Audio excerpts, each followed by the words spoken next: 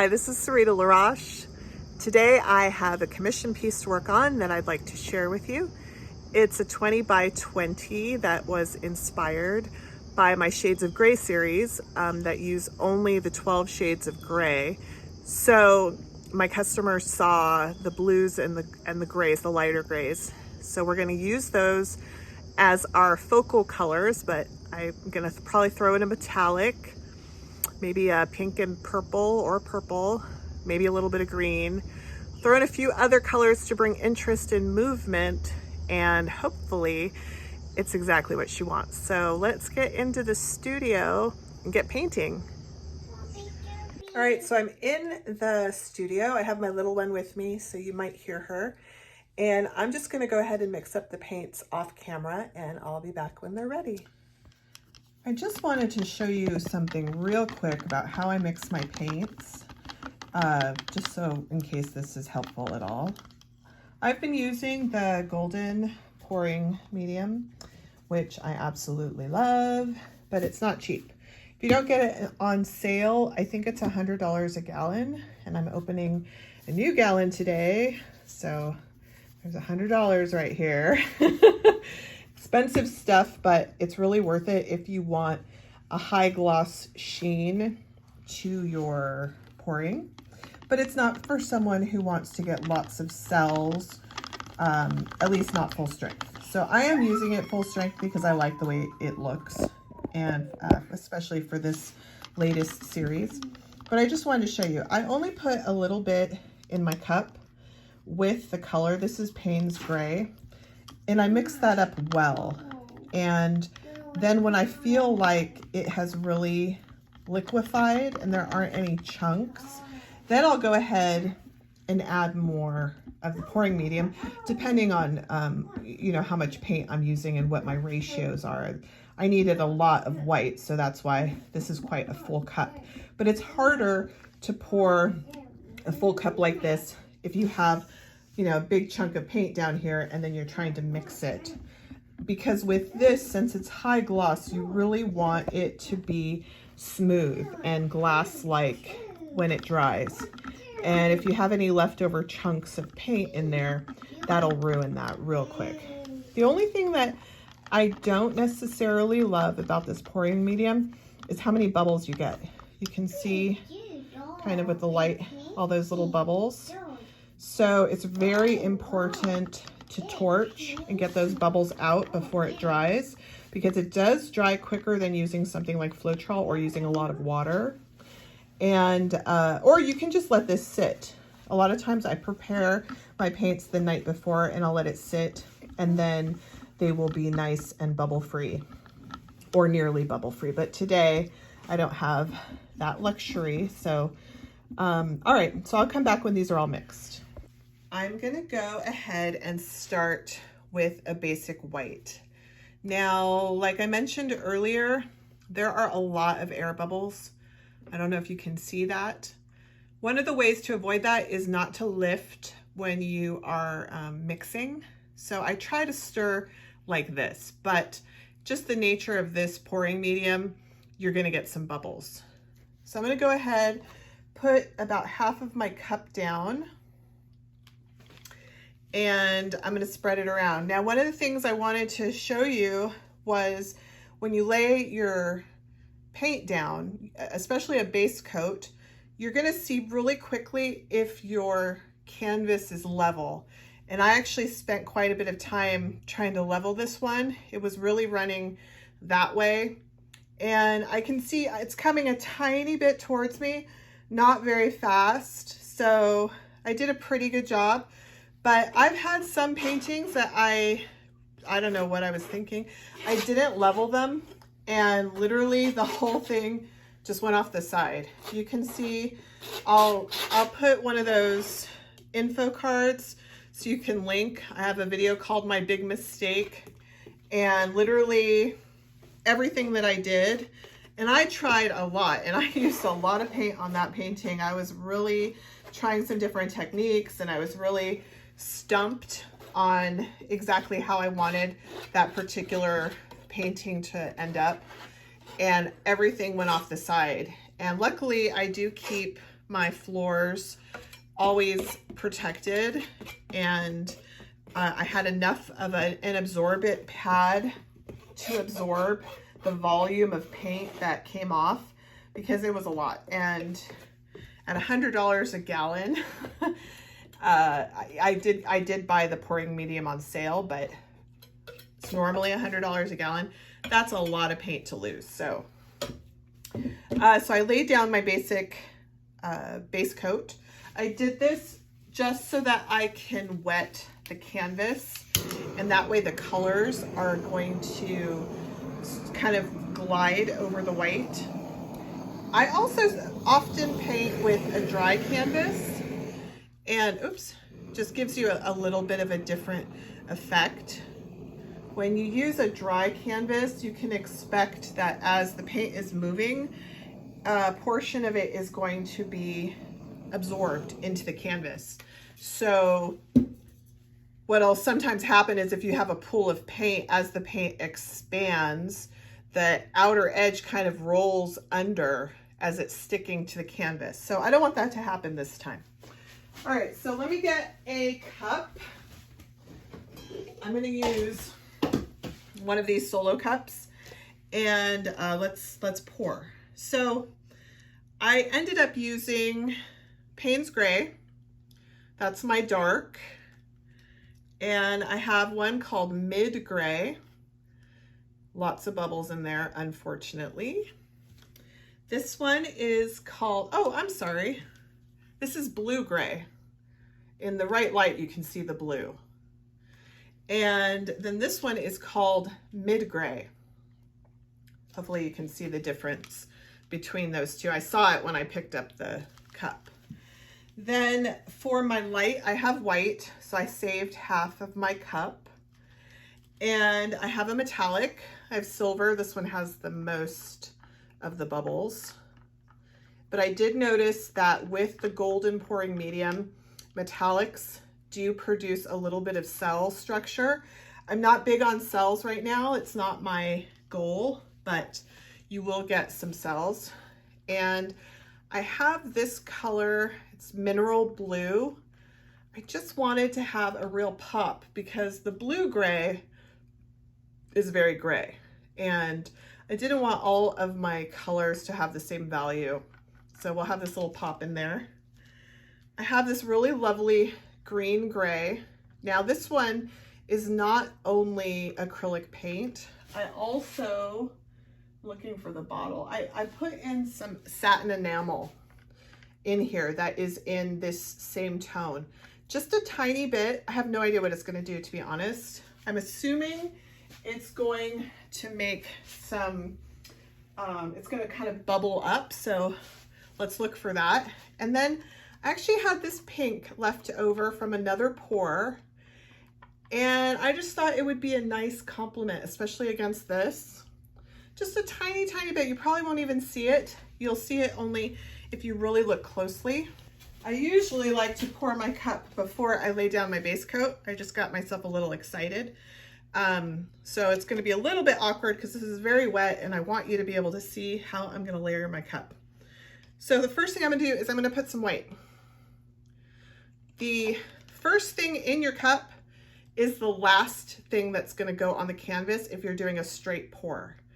The last thing in your cup is probably what's going to go over the edge. So I like to have a little bit of brightness in the middle of my pour. So I put some white, I'm putting a little bit of silver, and then I'm going to layer some of these grays. So I have my Payne's Gray. I'm going to put a nice chunk of blue gray. If I drip, don't worry about it. You won't even see that. A little bit of this mineral blue. And let's get some more of that mid gray. And a tiny bit of this green gray. I'll throw a little bit more white. I'm making my layers that are going to be in the center a little bit thinner, a thinner meaning on the cup than later, because what happens in the middle the very small details of the middle will really show up in your final composition. So now I can do some bigger ones. So there's my blue-gray. Let's do a nice chunk of the mineral blue. Let's do my mid-gray. This is such a pretty green gray. Really love that. Put a little bit of white. I'm going to add a nice chunk of silver. Now we're getting to the point where I don't know how much of this will stay on the canvas because we're right at the top of the cup. And what's at the top of the cup will probably go over the edge. Now I'm using a deep edge canvas, so it's not entirely wasted. I want these deep edges to have plenty of color. It would be such a waste to pay for a deep edge canvas and then not give it a good dose of color. So I'm going to put a little tiny bit of this pink just because I want to finish it off. Here we go. Precious, precious paint. All right. And then I'm just going to kind of squiggle some of this over the top because this has the satin enamel and it's going to react a little bit differently than the other colors. I have a little bit of leftover here and there if I need to add anything to the canvas, but this is one full heavy cup and that should be enough. Okay, so let's get this pouring. I'm really excited to see how this is going to turn out for this client.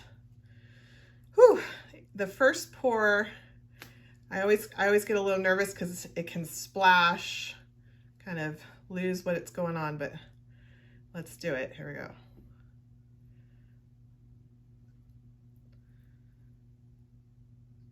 I'm going to do a little wiggle just because I like the structures I get from a little wiggle, little shake. I can see the paint is coming towards me, so I'm definitely not level. I'm going to kind of pull this up a little bit. So this very last section is where a lot of these structures are going to show up. So let's just, I'm going to try to, here we go, I'm going to pull off. Here we go, woo! See those little tiny dribbles? Those will inevitably get stretched, and who knows what they're going to look like. So I wanted to wreck this pour. I think the client would appreciate it if I wrecked this pour. So I'm just going to take a popsicle stick, stir stick, and get brave here. All right, whew, wish me luck. Here we go. Whoop, there's one. And whoop, there's another one. And let's go like this. All right, is that enough? I don't know, maybe. I don't want it to be symmetrical. Maybe I need one that just kind of squiggles so they're not all straight lines. Okay, let's see what that does. Let's stretch it out. All right, here we go. I'm gonna stretch towards you first and see what that does. Here we go, a little bit over here. Let's see if we can get over the corner without losing everything that was in the center, because I want to save some of that. Here we go, over the corner, there it goes. Let's pull it back. I'm bringing the weight of the paint back to the center, and I think I'm going to send it over this corner over here. All right, there goes my pink, just as I knew it would. That's okay, I still have a little bit, just a touch. And I don't have much of my wrecked ring, actually, which it's not the end of the world, but like I said, everything that happens in the center is what really gets stretched, gets amplified. So I should have wrecked it right through the center. But I like these striations, so I'm not upset about it. Okay, this is the part I don't like, is when the paint is coming toward me, because I end up with paint on my forearms. You should wear gloves. I don't wear gloves only because I really have always liked to be a part of it, of the paint, in any kind of medium. If I'm drawing, I'm using my fingers. I'm rubbing with my fingers to add shading. It's just a tactile thing that works for me when I'm creating something. All right, so I am going to touch up the corners. I have a bunch of paint back here. Beautiful, beautiful drips. Oh my goodness, these colors. These colors are just luscious. And a big part of that is the pouring medium. I can't say enough about it because I've really enjoyed working with it. All right, I'll be back. All right, so I got all of the edges covered. Yep, they're all covered. Beautiful, beautiful. Right here, the pink, it goes over the edge so lovely. Just a touch, just that tiny, tiny touch. So the customer is still getting what they want. She's gonna see blue and gray. That's what she asked for, blue and gray. But you can see the green gray just balances in there, the white, the darker Payne's gray. I mean, all of these structures are shadowed and highlighted because of the extra colors I used. Let me torch this because I see bubbles. Torch, torch, torch. I have a pretty cheap torch that I found. It's just the top, and it attaches to just regular butane bottles, and it's nothing special. It's not super easy to regulate, I will admit, and I've had a few torch flares that have given me some interesting effects because it kind of torched the paint more than necessary, and so part of the paint dried, and I got some pretty cool effects, but not intentional. And I believe that it's best for it to be intentional. So I always have tweezers handy, just in case some of my hair falls or a bug lands in here or whatever, you know. And I see a tiny, tiny, tiny little something. So I'm gonna fish it out. It doesn't look like much when it's wet, but when it dries and everything shrinks, it really shows. So I'm just gonna kind of look around with the light and look around high and see if I see anything else. With this medium, because it is so glossy, you don't have room for error. If there's a chunk of something in there, you're gonna see it. You are definitely gonna see it. And same with the bubbles. So let me turn this off back on. Here we go. You see a few bubbles over here that pop. They pop really fast. I've had people ask me if they can use a heat gun, and I'm just going to tell you right now, if they don't pop, a heat gun does not pop the bubbles the same way a torch does.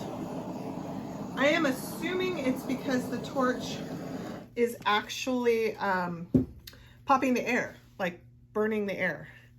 And I did get some reaction right now. I don't know if you can see. I'll bring the camera in closer, but I have some like cells popping up from that last go with the heat gun as some of those bubbles were coming up to the surface. So I got a couple here. You know, I don't know if you remember, but I was saying that I mixed a little bit of satin enamel into this, and for some reason, oh, here it is. This is the satin enamel from Deco Art. I usually use the white for a cloud pour, if you're familiar with the term cloud pour, but they were out in my area for a long while. So I started playing with some of the other colors. This is one of my favorite ones.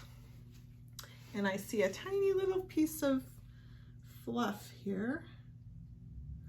So, all right, well, this is looking pretty good. I can see that there are some reactions happening. So I anticipate as it's drying, I'm gonna see more activity. There's some bubbling up here. I'm gonna hit it one more time with the torch, just because I like to see those reactions.